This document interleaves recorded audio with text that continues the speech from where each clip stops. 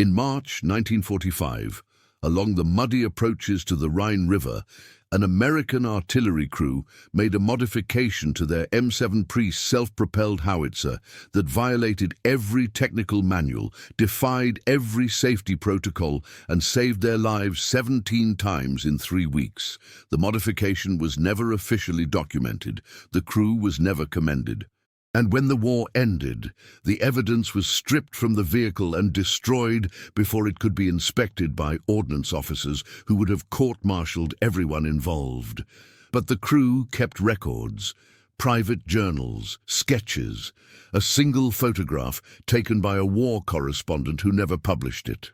And 60 years later, when those documents surfaced in an estate sale in Pennsylvania, they revealed a story that military historians had never considered, that sometimes survival requires breaking the rules designed to keep you safe. The crew was part of the 991st Field Artillery Battalion, attached to the 7th Armored Division during the final push into Germany. Their M7 Priest, officially designated as Vehicle Number 3A7, had been in continuous operation since Normandy. The vehicle had been repaired, patched and maintained through 9 months of combat. Its engine had been rebuilt twice. Its tracks had been replaced 4 times. Its 105mm howitzer had fired more than 3,000 rounds. But by March 1945, the howitzer's rate of fire had become a critical problem.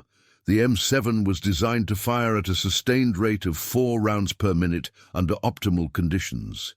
In combat, with a trained crew, the actual rate was closer to 2 rounds per minute. The limiting factor was not the gun itself, but the recoil mechanism and the breech design, which required specific timing to prevent mechanical stress and maintain accuracy. Sergeant Clayton Webb, the crew chief, had been an automotive mechanic in Detroit before the war. He understood machinery the way some men understood language, not through formal education, but through tactile familiarity. He could hear when something was wrong. He could feel when a mechanism was fighting itself. And for months, he had felt the M7's howitzer struggling against its own design. The problem was simple. The recoil buffer system was over-engineered for safety. It absorbed recoil energy gradually, preventing shock damage to the gun carriage, but it also slowed the recovery cycle. The breech could not be opened safely until the buffer had fully extended, which added critical seconds to the reload time. In static artillery positions, where crews fired from prepared emplacements at distant targets, those seconds did not matter. But in mobile warfare, where self-propelled guns operated close to the front lines and faced sudden counterattacks, those seconds were the difference between survival and annihilation. Webb had watched 2 other M7s in his battalion get destroyed in January during an ambush near Bastogne. Both had been caught mid-reload when German infantry emerged from a tree line 300 meters away. The crews had been unable to fire quickly enough to suppress the attack. One vehicle had been hit by a Panzerfaust.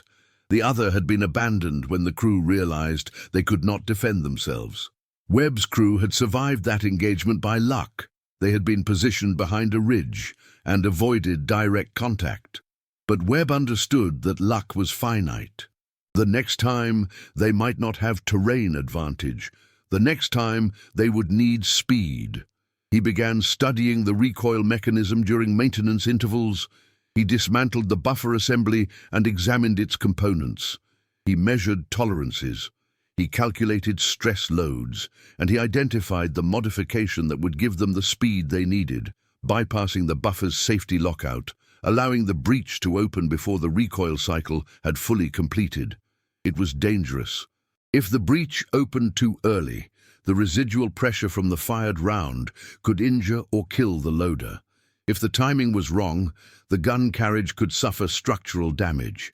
If the modification failed during sustained fire, the entire mechanism could catastrophically malfunction. But Webb had done the calculations. He knew the tolerances, and more importantly, he knew his crew. His loader, Corporal Vincent Morelli, had been with him since Normandy.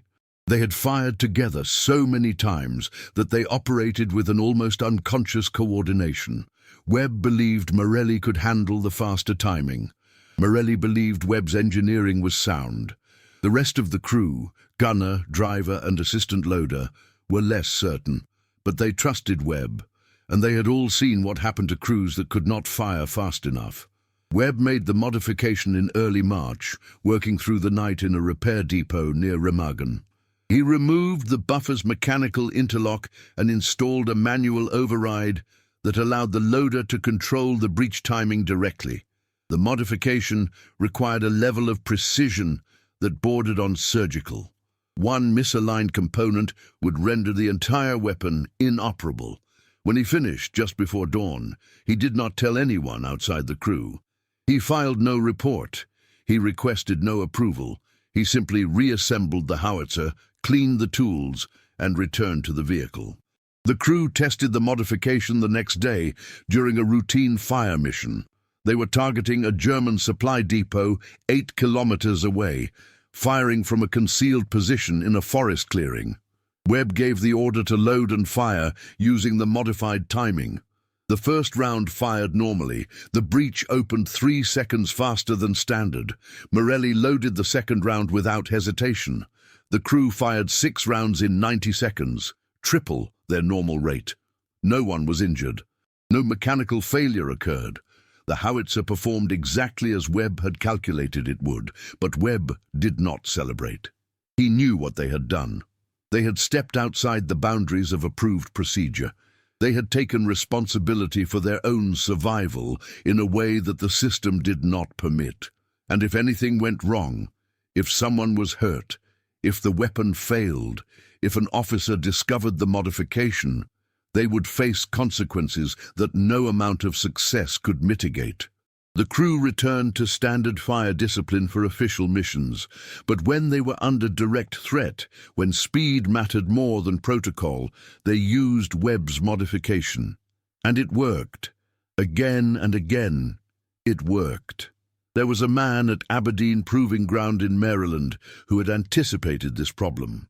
His name was Captain Leonard Ashford, and in 1943 he had been part of the team that evaluated the M7 Priest's performance before mass production.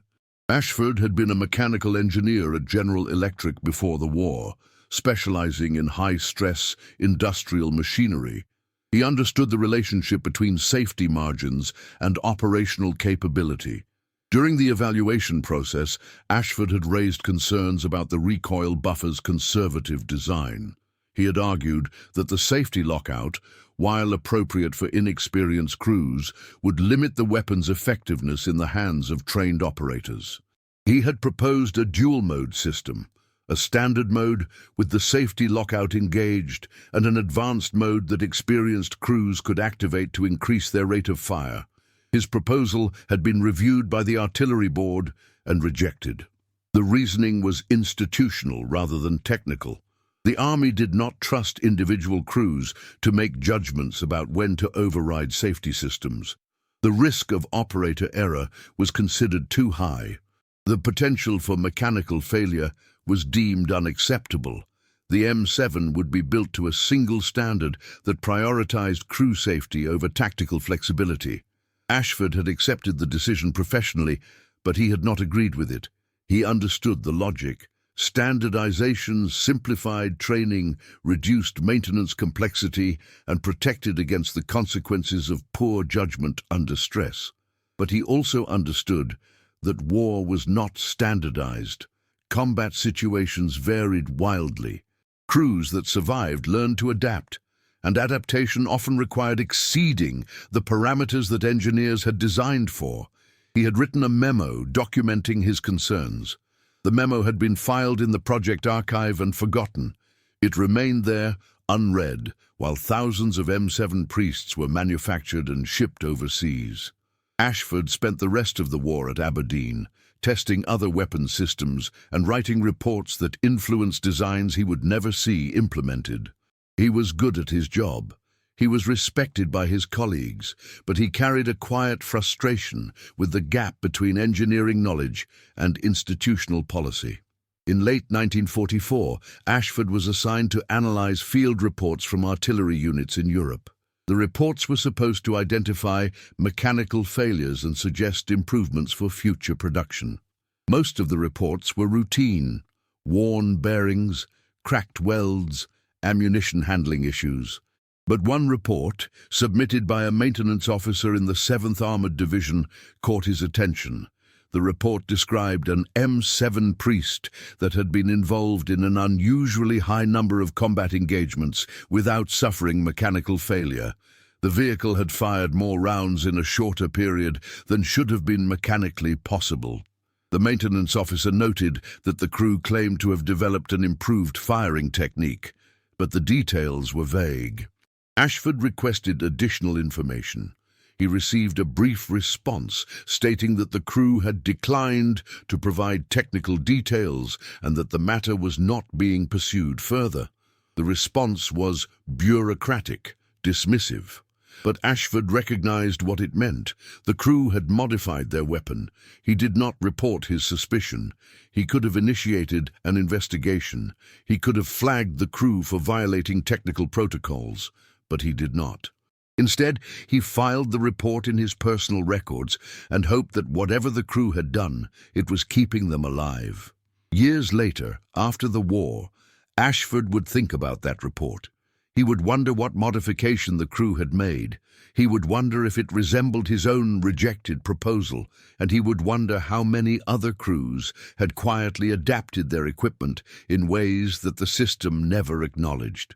The first time Clayton Webb's modification saved their lives was on March 12, 1945, during an assault on a fortified village near Sinzig.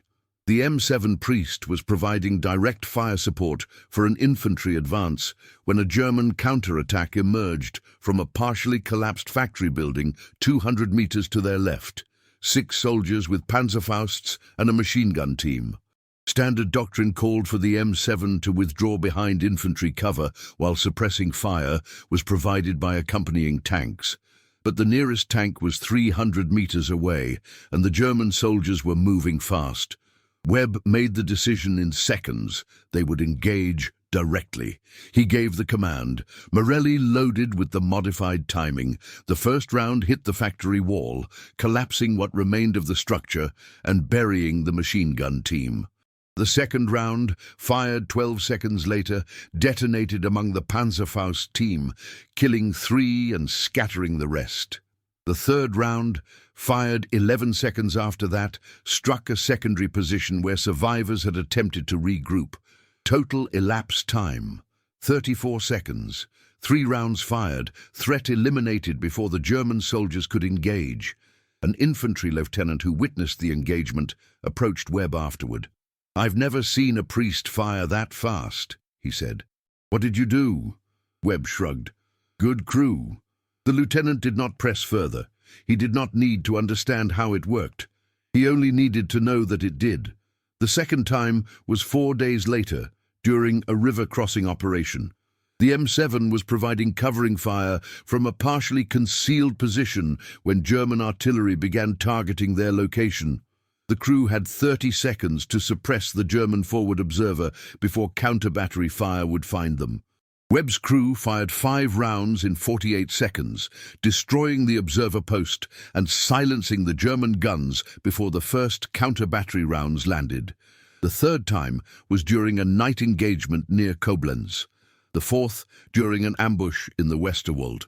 The 5th through 17th followed in quick succession as the 7th Armored Division pushed deeper into Germany. Each time the modification worked.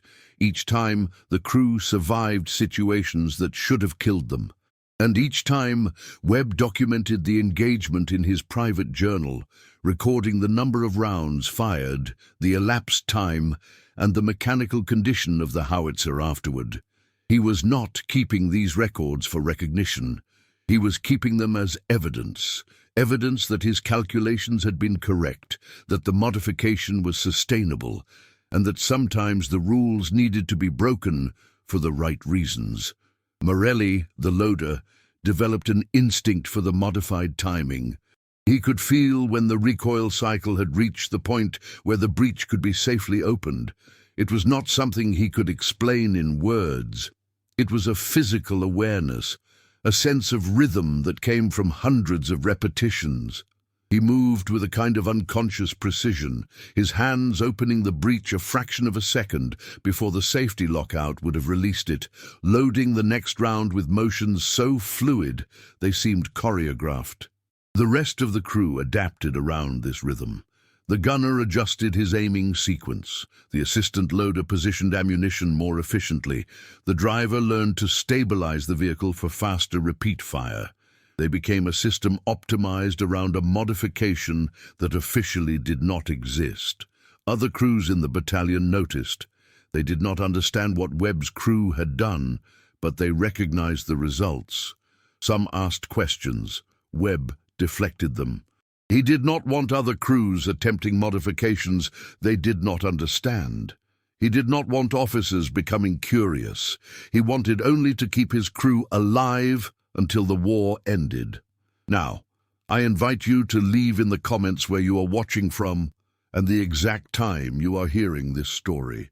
We are interested in knowing how far and at what times of day or night these documented accounts reach. In late March 1945, Lieutenant Colonel Raymond Kessler, the battalion commander, began noticing discrepancies in ammunition consumption reports. Webb's crew was using significantly more 105mm rounds than other M7 crews, but they were not reporting correspondingly higher rates of mechanical wear. The pattern was subtle, but Kessler had been an artillery officer for 15 years. He recognized anomalies. Kessler was not a rigid man. He had learned in North Africa that combat effectiveness mattered more than perfect adherence to procedure, but he also understood that unauthorized modifications could create liability issues. If a crew modified their weapon and someone was killed, the responsibility would fall on the chain of command that had failed to prevent it. He considered inspecting Webb's vehicle directly, but the battalion was in constant motion. There was no time for formal technical inspections. And frankly, Webb's crew was one of his most effective units. They completed missions. They survived. They did not create problems. Kessler made a decision that he would later question for the rest of his life. He chose not to investigate. He filed the ammunition reports without comment. He did not ask Webb about firing techniques. He maintained plausible deniability, telling himself that as long as no one was injured and the weapon functioned, he did not need to know the details. It was a compromise that many officers made during the war, the compromise between institutional responsibility and practical effectiveness. Kessler knew that armies functioned through rules, but he also knew that survival often required flexibility that rules did not permit. Years later, after he retired, Kessler would read about field modifications made by combat crews during World War II. He would learn that hundreds of crews had quietly adapted their equipment in ways that were never officially documented. He would realize that what he had suspected about Webb's crew was part of a larger pattern. Soldiers taking responsibility for their own survival in ways the system could not acknowledge. But in March 1945, he simply looked the other way and hoped that whatever Webb was doing, it would not result in a catastrophe that would demand explanation. On March 24, 1945, a war correspondent named Arthur Chen was embedded with the 7th Armored Division near Darmstadt. Chen was a photographer for Stars and Stripes, documenting the final push into Germany.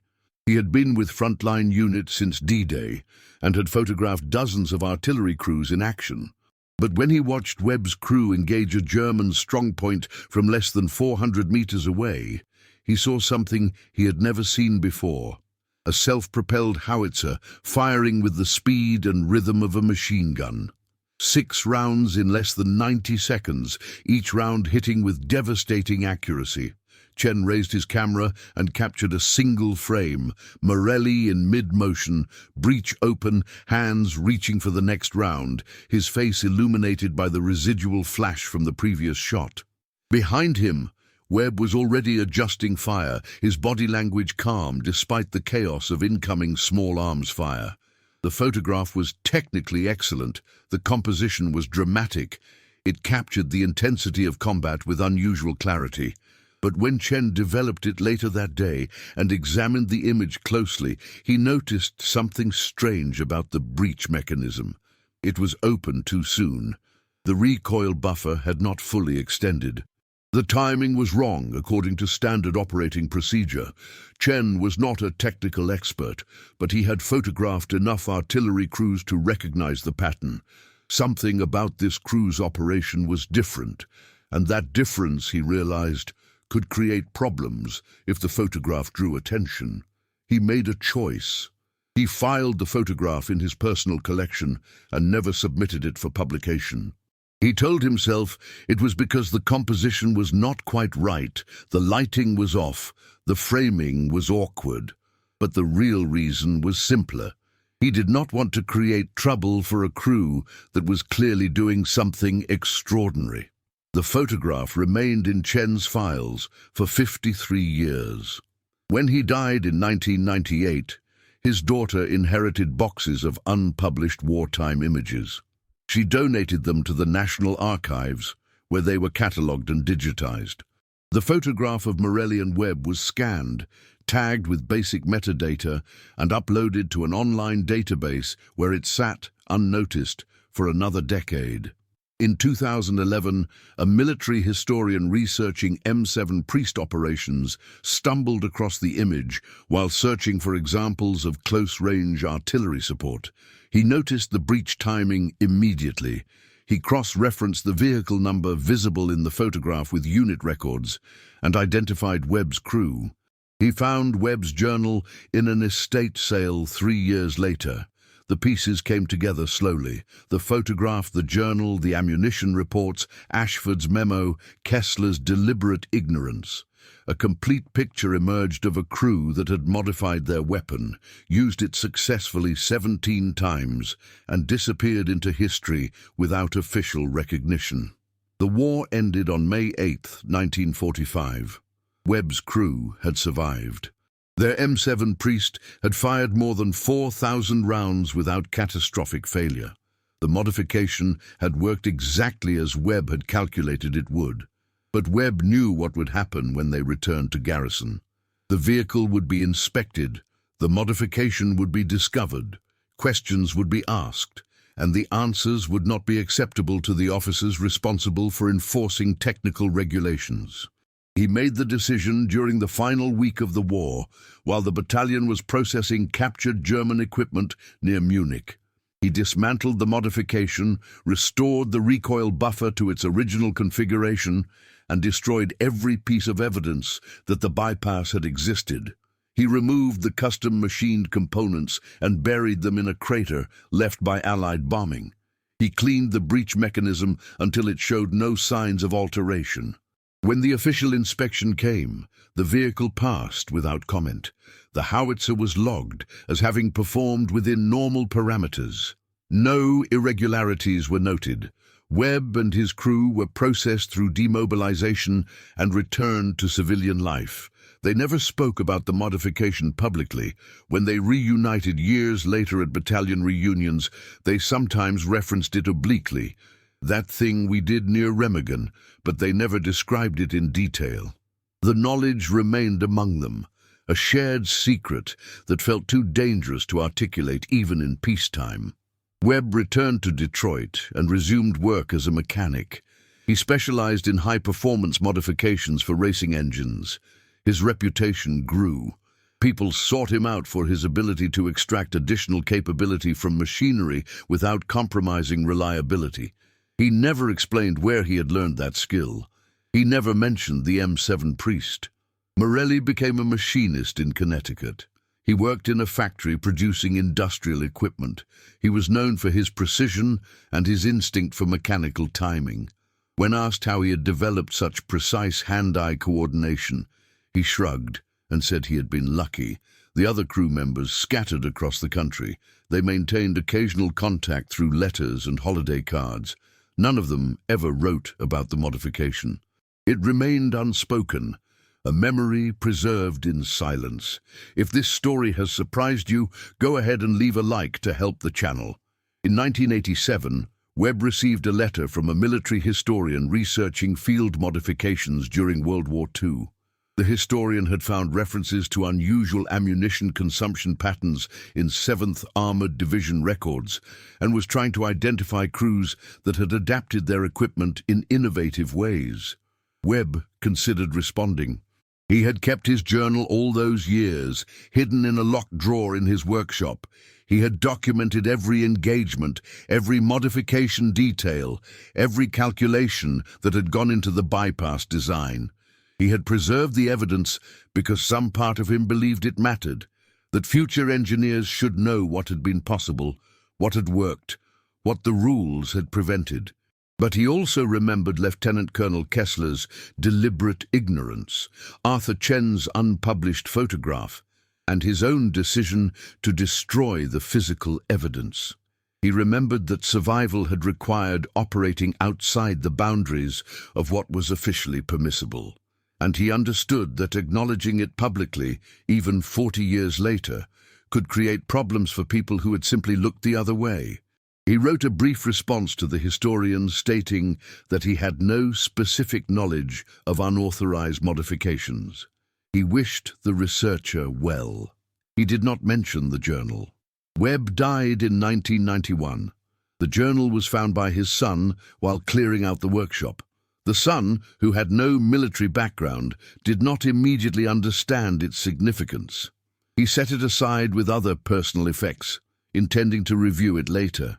It was only when the son sold the house in 2006 and needed to dispose of accumulated belongings that the journal surfaced in an estate sale. A collector of World War II memorabilia purchased it for $20, recognized its potential historical value, and eventually contacted the military historian who had written to Webb nearly 2 decades earlier. The journal was donated to the National World War II Museum in 2014. It was catalogued, transcribed, and made available to researchers. Combined with Arthur Chen's photograph, Ashford's memo, and the ammunition reports that Kessler had filed without comment, it provided complete documentation of a modification that had saved lives and violated every rule designed to prevent exactly that kind of innovation. The M7 Priest that Clayton Webb's crew operated was scrapped in 1946. Its steel was melted down and repurposed for post-war industrial production. The howitzer was removed and stored in a depot for 2 years before being cut apart for raw material. The vehicle that had survived 9 months of continuous combat, fired more than 4,000 rounds, and operated with a modification that should not have worked, disappeared into the anonymous flow of post-war surplus.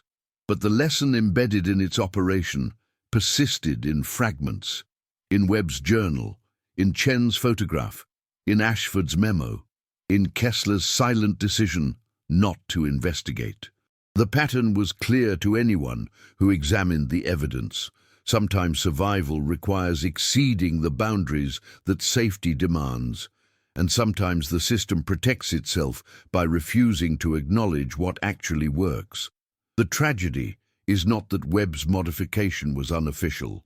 The tragedy is that it had to be unofficial, that the system which built the M7 Priest could not accommodate the knowledge that experienced crews could safely operate beyond standard parameters. That institutional risk aversion prevented the kind of dual-mode system that Ashford had proposed, a system that would have given trained crews the capability they developed on their own while maintaining safety standards for less experienced operators. The evidence suggests that Webb's crew was not unique. Other crews likely made similar modifications, discovered similar techniques, and kept similar silence. The pattern appears in oblique references in maintenance reports, in unusual ammunition consumption figures, in the quiet respect that some crews earned from infantry units they supported. But without documentation, without official acknowledgement, these adaptations remained invisible to the broader institutional memory. What remains is a story about the gap between engineering knowledge and institutional permission. Ashford knew that experienced crews could benefit from increased tactical flexibility. Webb proved that the modification could work safely. Kessler demonstrated that officers could recognize effectiveness without demanding to know its source. And Chen showed that even external observers understood when something should remain unpublished. The system that designed the M7 Priest was not incompetent. The engineers who set conservative safety margins were not wrong. The officers who enforced technical protocols were not unreasonable, but the system was rigid in ways that combat could not afford, and the result was crews like Webb's operating in a gray zone between survival and regulation. The journal that Webb kept for 44 years was his attempt to preserve evidence that the modification had worked, that the calculations had been sound, that the choice to break the rules had been justified by results. But he never published it. He never sought recognition. He never demanded that the institutional record be corrected. He simply documented the truth and left it for someone else to find. When the journal finally surfaced in 2006, the military historians who examined it recognized its significance immediately. It was not just documentation of a field modification. It was evidence of a larger pattern in how soldiers adapt equipment, how institutions respond to innovation, and how survival knowledge gets transmitted outside official channels. But even with complete documentation, the story remained obscure. It was published in specialized journals. It was presented at academic conferences. It was incorporated into a few graduate-level courses on military innovation and institutional adaptation. But it never reached the broader public understanding of World War II. The M7 Priest remains known primarily for its role as a reliable, self-propelled howitzer. Mass-produced, widely deployed, mechanically sound. The crews who operated them are remembered, when they are remembered at all, as skilled artillerymen who served effectively in difficult conditions. The crews who went further, who understood their equipment deeply enough to improve it, who calculated the risks and accepted them, who operated outside approved parameters because the situation demanded it, those crews remain largely invisible. Their innovations were stripped from the vehicles before inspection. Their techniques were never incorporated into training manuals. Their knowledge died with them or survived only in fragments like Webb's journal. And yet the pattern persists. In every war, soldiers adapt their equipment. They modify weapons. They develop techniques. They exceed official parameters when survival requires it. And the institutional response remains consistent. Ignore what cannot be officially acknowledged. Destroy evidence of unauthorized adaptation. Maintain the fiction that all effective performance occurs within approved guidelines. Clayton Webb understood this. He knew when he dismantled the modification in May 1945 that he was erasing evidence of something that had worked. But he also understood that the system could not absorb that knowledge without punishing those who had generated it. So he made the choice that countless soldiers have made. He prioritized the safety of his crew over the correction of the institutional record. The M7 Priest fired faster than designed because one crew refused to accept that the designed limitations were final. They calculated a better way. They tested it carefully, they used it successfully, and then they erased it, leaving only scattered fragments for historians to find decades later. The war ended, but the steel remembered.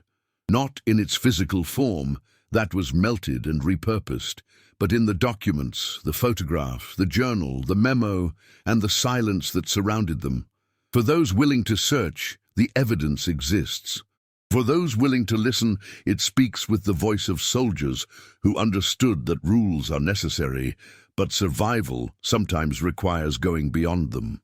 And that lesson, that institutional safety margins are not the same as actual capability limits, that experienced operators can safely exceed conservative design parameters, that adaptation is often unofficial because the system cannot acknowledge it. That lesson remains encoded in fragments of steel and paper, waiting for the next generation of soldiers and engineers who will face the same choice: follow the rules precisely or survive. Subscribe to our channel to explore more archived and disturbing cases. Thank you for following the story of the crew whose illegal modification let their M7 Priest fire faster than designed. We'll see you in the next video.